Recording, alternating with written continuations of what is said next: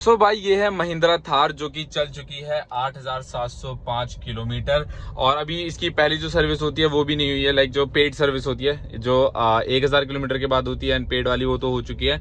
लेकिन इसमें labour charge नहीं लगेंगे सेकंड वाली में, बट यस स्टिल आपको वहां पे पैसे देने पड़ेंगे। अब भाई इस वीडियो में आपको आज क्या दिखने वाला है, बेसिकली हम जा रहे हैं आज कार24 के ऑफिस जो कि है मेरठ ब्रांच में शास्त्री नगर में, और आज हम इसको नहीं इसके साथ साथ देखने जा रहे हैं XUV 700 जो आपको पता होगा देवेश भाई के पास है। तो इस वीडियो में आपको सारा एक्सपीरियंस पता चलेगा कि अगर आप कोई भी सेकंड हैंड कार बेचना चाह रहे हैं तो कैसा एक्सपीरियंस रहता है Cars24 में, क्या जेन्युइन प्राइस मिलते हैं, सारी डिटेल आज आपको इस वीडियो में देखने को मिल जाएगी। तो वीडियो में एंड तक बने रहना। तब तक चलो ऑफिस पहुंचते हैं, फिर वहां जाके आपको सारी डिटेल शेयर करता हूँ कि कौन कौन सी वहां पे टर्म्स एंड कंडीशंस रहेंगी, क्या रहेगा और कितना हमें वहां पे प्राइस मिलता है। और रही बात कि हम कार क्यों सेल कर रहे हैं, जैसे आपको पता होगा कि जो XUV 700 है वो बस अभी 2 ही महीने पुरानी है, और जो ये है वो फैब में आई थी। बेसिकली ये 14-15 फैब के आसपास आई थी थार, और जो XUV 700 है वो आई थी आपकी ऑलमोस्ट 2 महीने पहले। अब से वो 10,000 किलोमीटर चल चुकी है, उससे लद्दाख कर चुके हैं। इस वाली गाड़ी से स्पीति हो चुका है वो, उसकी अगर आपको वीडियो देखनी है तो मिस्टर डीवी व्लॉग्स पे आपको देखने को मिल जाएगी। बाकी आज की वीडियो में आपको पता चल जाएगा कि अगर आप Cars24 में जाते हैं तो Cars24 में आपको कैसा एक्सपीरियंस मिलने वाला है गाड़ी सेल करने का, और रीजन भी बताऊंगा भाई, रीजन की क्यों बेच रहे हैं दोनों कार। ऐसा कोई नेगेटिव नहीं है भाई, ये दोनों कार बहुत बढ़िया है, ऐसी कोई कमी नहीं है। इट्स जस्ट दैट कि वहां पे एक प्रैक्टिकल, आप बोल सकते हैं प्रैक्टिकल रिक्वायरमेंट जो है देवेश भैया की, जो ओनर है दोनों ही कार के, वो बीच में आ रही है। इस वजह से दोनों कार सेल करनी पड़ रही है, और उसकी जगह कौन सी कार आ रही है वो काफी लोग समझ गए होंगे, क्योंकि ऑब्वियसली अगर आप इस सेगमेंट में जाते हो तो आपके पास ज्यादा ऑप्शन नहीं है इंडिया में। पहले थे बट जब से फोर्ड गई है तब से बिल्कुल भी नहीं बचे हैं। तो यार एक ही ऑप्शन बचता है हर किसी के पास, तो वो भी मैं आपको बताऊंगा कि बेसिकली कौन कौन से रीजन है जिसकी वजह से हम कार यहाँ पर बेच रहे हैं। तो भाई थार की यहाँ पे इंस्पेक्शन चल रही है, इसकी टेस्ट ड्राइव ले ली है। Cars24 के ऑफिस ऊपर है, या उसकी नहीं हो रही है XUV 700 की, वो रीज़न मैं बाद में बताऊंगा क्यों नहीं हो रही है। बट हाँ, इसकी पेंट क्वालिटी वगैरह सब कुछ चेक चल रहा है, तो जो भी निकल के आएगा वो आपको बता दूंगा मैं एंड में कि क्या हिसाब रहा। और जो प्रोसेस है वो भैया को प्रोसेस बताया ना आपको, किस बेसिस पे क्या करते हैं स्टार्टिंग में, वही बता देंगे एक बार। ये सबसे पहले तो ये बता दो कि Car24 ने इसके XUV 700 के प्राइस लगाने से क्यों मना कर दिया? उन्होंने बोला हमारे औकात नहीं है जी। ऐसा नहीं कह सकते हम। नहीं, ऐसा ही कहेंगे हम ऐसा ही कहेंगे। उन्होंने ये कहा कि हमारी औकात नहीं है। और अगर इसे हम लीगल टर्म में समझाएं तो कैसे समझाएंगे? लीगल टर्म्स में पहले वो सोच रहे थे कि भैया इसे 24 की बेच दो, 24.5 की बेच दो, ये लगे हुए थे। लेकिन भैया काय बात की बेच दे भैया, 28 की तो गाड़ी वहाँ पे मिली रही है, लगभग 28 के करीब। हाँ। तो हम 22 की बेच देंगे, और हमारी तो गाड़ी सही है, कोई दिक्कत ही नहीं है इसमें। प्रॉब्लम हो तो कोई बात है, हमें तो सिर्फ महिंद्रा की सर्विस सेंटर से प्रॉब्लम है ना, गाड़ी से थोड़ी। तो मैंने कहा हमें कोई दिक्कत ही नहीं है भाई गाड़ी से। तो मैंने कहा चलो ठीक है। फिर मैंने कहा कि भाई इससे ऊपर है, कितने की सोच रहे हो आप? मैंने कहा मैं तो 27 की सोच रहा हूँ, है ना। तो फिर कहने लगे सर अभी आप देखो मेल आया हम पे, 25 लाख से ऊपर की गाड़ी तो हम खरीद नहीं सकते। हमारी कंपनी ने मना कर दिया एक दिन पहले। तो बताओ, इनकी कंपनी में जब वही नहीं है, ये खरीद नहीं सकते, तो फिर क्या फायदा? मुझे ऐसा लगता है शायद इस ब्रांच की दिक्कत है, क्योंकि ऐसी बात नहीं वहाँ तो बिकती थी, या फिर हो सकता है अब नया रूल आ गया। वो बोल रहे हैं ना कल आया। तो ये प्रोसेस समझा रहे थे, तो एक बार प्रोसेस बता देते किस तरीके का प्रोसेस रहता है Cars24 का। प्रोसेस में कोई नहीं, सिंपल, ये कोई स्पॉन्सर वीडियो नहीं है पहले, ठीक है। हम तो एक्सपीरियंस शेयर कर रहे हैं जो हमारे साथ हुआ है, जो कि बेकार था बिल्कुल। वो अभी हम वो ऊपर गए, सो रहे हैं, वो लौट रहे हैं भाई उसमें। पहले कह रहे थे भैया आपको 2 घंटे बैठना पड़ेगा। हमने कहा भाई हम बाहर नहीं जा सकते। नहीं भैया हम अभी कभी हम गाड़ी ले लेंगे ना, एकदम पैसे दे देंगे फिर हम आपको। वो लौट रहे हैं उसमें भाई साहब सोफे पे, लेकिन आप भैया कोई आप चले जाओ बाहर, ओटी पे दे रहे हैं, उस पर लेट के सोफे पे जूते उतार के ऑफिस में। ये अलग ही चल रहा है इनका Cars24 का भाई। मतलब मेरठ वाली ब्रांच देसी है पूरी, कोई मेरठ वालों की तरह। मेरठ लगी, मतलब लगी नहीं थी ब्रांच जैसे ही कहीं से भी। मैं पहले वहाँ भी गया हूँ गाजियाबाद वाली में, वो थोड़ा सा चलो लगती है, ये तो वही लगी नहीं थी बिल्कुल भी।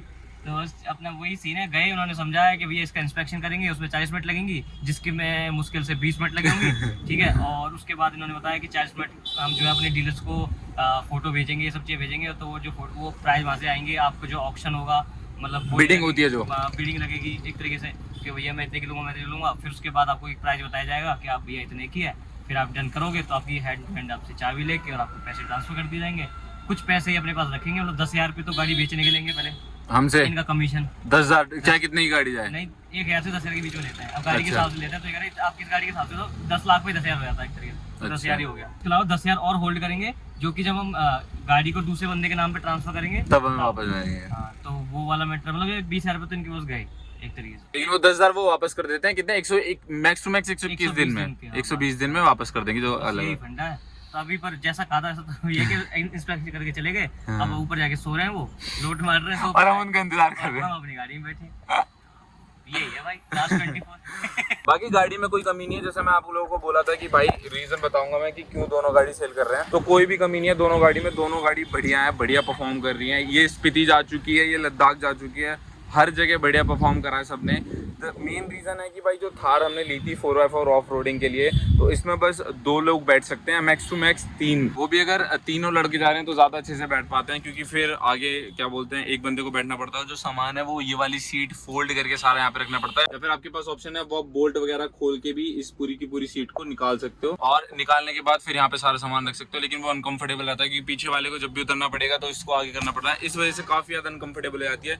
लेकिन इसके टायर्स वगैरह सारे बढ़िया हैं। और उसमें जो प्रॉब्लम है वो ये प्रॉब्लम है कि उसमें आपको ऑल व्हील ड्राइव देखने को मिलता है। ऑल व्हील ड्राइव अच्छा खासा मतलब परफॉर्म कर लेता है, बट जो मेन प्रॉब्लम आती है वो आती है इसके यहाँ पे टायर्स में। इसका जो टायर है यहाँ पर आप कोई भी मतलब इतनी जगह नहीं दे रखी है कि आप इस पर टायर साइज को अपग्रेड करा सको, ऑल्टरनेट में हम नहीं लगवा सकते। और जो पर्टिकुलर इसका जो सेक्शन है जो कि है 235/60R18, उसमें ऑल्टरेन नहीं आता है। चाइनीज कंपनी का आता है एक तो जो अनपॉपुलर सी है, लेकिन ऐसे कोई हम ये नहीं बोल सकते रिलायबल कंपनी का कोई भी टायर आता है तो इसमें ऑल्टरेन टायर नहीं शिफ्ट हो सकता। अगर करना भी है तो फिर हमें R17 में जाना पड़ेगा, उसके बाद हम अपग्रेड कर सकते हैं ऑल्टरेन टायर पे। तो ये थोड़ी सी प्रॉब्लम आ जाती है इसके ऑल व्हील ड्राइव में, तो इस वजह से प्रॉब्लम आ रही है। तो फिर इसकी जगह आपको पता है फॉर्च्यूनर भैया प्लान कर रहे हैं फॉर्च्यूनर लेने का, बुक कर दी है, उसकी डिलीवरी कब होगी वो सब भी आपको चैनल पे देखने को मिल जाएगा। अब फॉर्च्यूनर के साथ क्या भाई बड़ी अपनी रिलायबल गाड़ी है, और साथ ही साथ उसमें जो जिस तरीके की हमें ग्राउंड क्लियरेंस थार में मिल जाती है वैसी फॉर्च्यूनर में मिल जाएगी,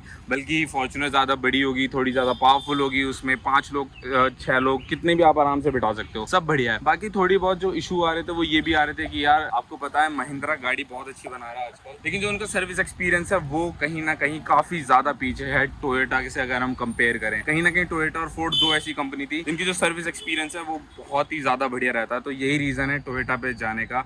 ऑल्दो अभी भी हम यही बोलते हैं कि थोड़ी सी तो ओवर प्राइस्ड है फॉर्च्यूनर, बट भाई रिलायबल भी है, तो वही ऑप्शन बचता है 4x4 में। तो भाई इस वीडियो में इतना ही था कि आपको सारा एक्सपीरियंस बताना था इसका कि क्या क्या हुआ, कैसे होता है।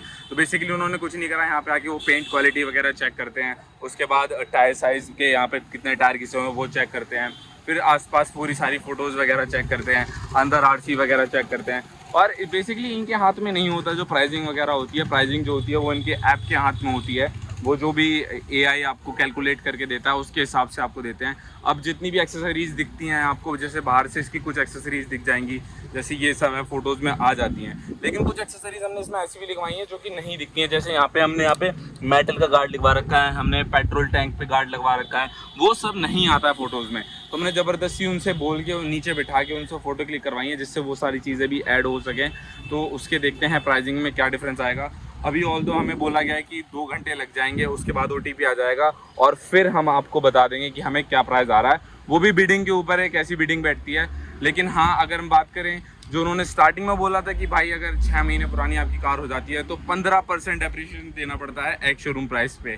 तो यार वो तो कोई मतलब ही नहीं होता, वो भी इतनी नई कार के लिए जो सिर्फ 10,000 किलोमीटर चली हैं, क्योंकि आपको वहाँ पे कितने प्राइस देना है। लाइक अगर मैं इसके एक्स शोरूम की बात करूँ तो इसका जो एक्स शोरूम है वो 16,03,000 हो गया। जब हमने लिया था तब 15,53 था, 50,000 ऑलरेडी बढ़ गया। तो अगर 15 कर देंगे, नीचे 15% कर देंगे तो हमें 15 लाख के आसपास पड़ेगी गाड़ी, जो भी पड़ेगी, तो हमारा तो बहुत ज़्यादा घाटा हो जाएगा। और अभी खड़े खड़े भी ये गाड़ी आराम से जा रही है 16 लाख की, बट हमें ज़्यादा से ज़्यादा इसकी वैल्यू लगवानी है जिससे हम ज़्यादा से ज़्यादा अच्छे प्राइस पे इसको बेच सकें।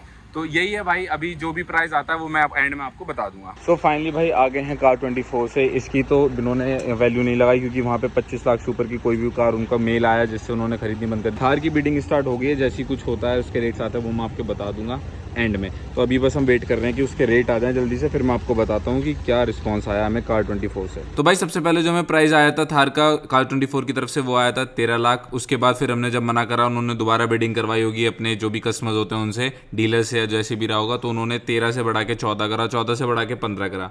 बट एट दैट जब हमने उन्हें मना कर दिया, उन्होंने हमसे पूछा कि आपको फाइनली कितना प्राइस चाहिए, और उस प्राइस पर उन्होंने मीट करके जो कि था 16.5 लाख रुपए में बोला कि हम आपकी थार दे देंगे। बट तब तक हमारी जो बात है वो दूसरे डीलर से हो चुकी थी जहाँ पे वो दोनों कार लेके जा रहे थे, एक्सयूवी 700 भी और थार भी। लेकिन अगर हम कार 24 में सिर्फ देते तो हमारी सिर्फ और सिर्फ थार जाती। तो इस वजह से हमने कार 24 में नहीं बेची अपनी कार, क्योंकि हमारी दोनों कार एक ही डीलर खरीद रहा था, तो वहाँ पर हमने सेम प्राइस पर अपनी थार दे दी। बट अगर हम बात करें एक्सपीरियंस की, तो प्राइस में वो पहले आपको कार 24 पे कम प्राइस आता है, क्योंकि वो उनके हाथ में नहीं रहता, बिडिंग होती है उसकी। बट जैसे ही आप प्राइस देते हैं तो फिर वो अपने डीलर्स जो उनके होते हैं उनसे बात करते हैं और वो कोशिश करते हैं कि आपने जो प्राइस बोला है उसको वो मीट कर सकें।